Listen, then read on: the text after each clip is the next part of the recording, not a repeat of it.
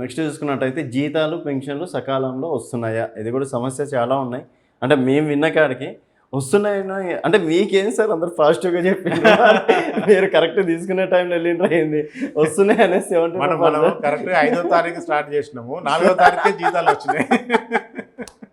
వస్తున్నాయి 72% రావడం లేదనేది 28%. మేము కొన్ని సర్వేల విషయం అంటే అక్కడక్కడ వెళ్తే ఎలక్షన్కి సంబంధించి చాలామంది తిట్టుకున్నారు. అంటే మాకు 4,000 వేస్తా అన్నాడు ఇంకా ఇవ్వలేడు, మాకు అప్పుడు 1వ తారీఖు 2వ తారీఖు పడిపోతుండే, 10వ తారీఖు అయినా మాకు ఇవ్వట్లేదని మేము విన్నాం.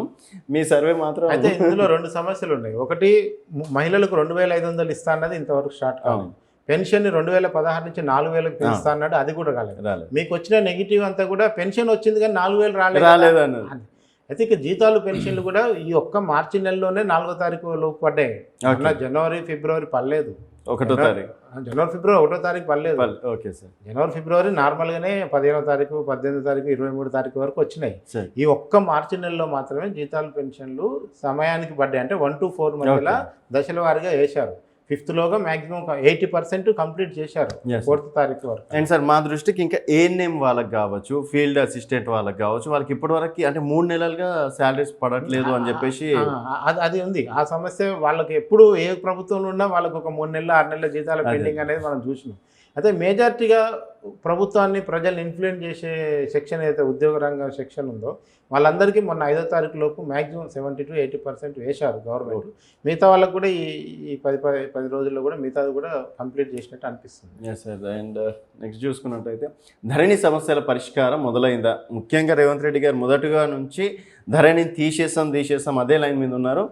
అయ్యింది 3%, కాలేదు 81%, దరఖాస్తు చేసుకున్నాం 16%.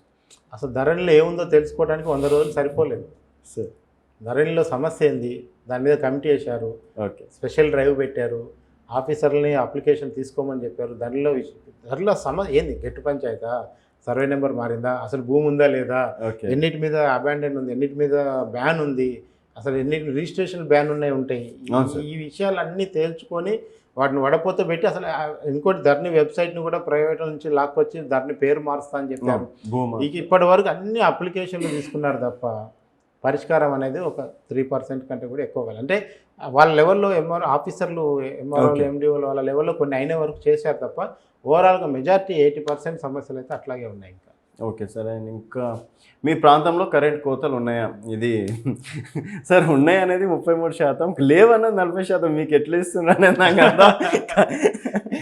అంటే కాంగ్రెస్ వాళ్ళు ప్రెస్ మీట్లు పెడుతున్నాం రీసెంట్గా ఆయన జీవన్ రెడ్డి గారు, ఎమ్మెల్సీ జీవన్ రెడ్డి గారిది కూడా చాలా హైలైట్ అయ్యింది. అప్పుడప్పుడు అనేది 27%. కరెంటు విషయంలో ఏం జరుగుతుందంటే కేసీఆర్ ఎక్కడి నుంచి కొనుక్కొచ్చాడు, ఎలా ఇచ్చాడు.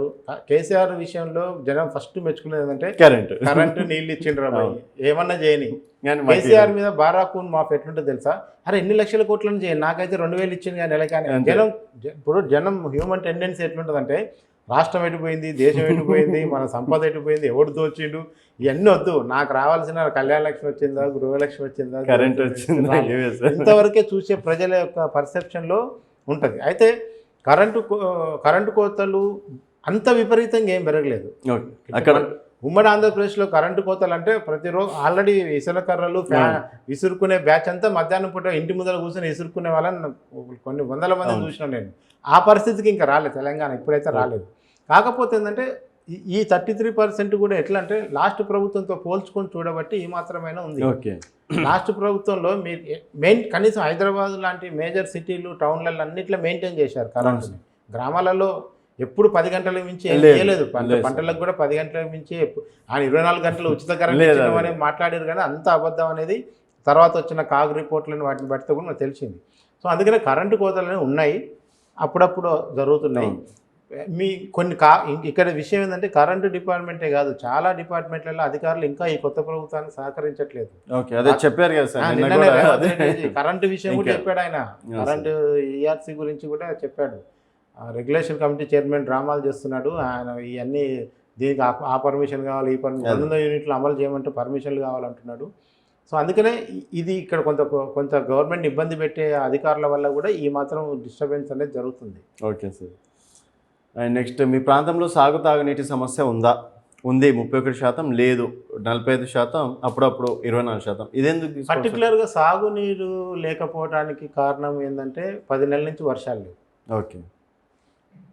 కాంగ్రెస్ పార్టీ దురదృష్టం ఏంటంటే కాంగ్రెస్ గెలిచిన కాంచి కరువు అన్నట్టుగానే స్టార్ట్ అయిపోయింది. అంతే సార్. దానికి వెనకాల 3 నెలల నుంచి వర్షాలు లేవు.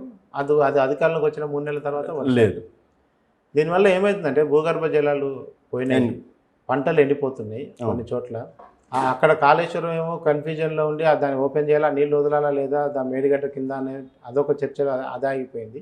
ఓకే. ఏ రకంగా చూసుకున్నా ఇది ప్రకృతి క్రియేట్ చేసిన ప్రకృతి వల్ల వచ్చిన సమస్య తప్ప లీడర్లో వచ్చిన సమస్య కాదు.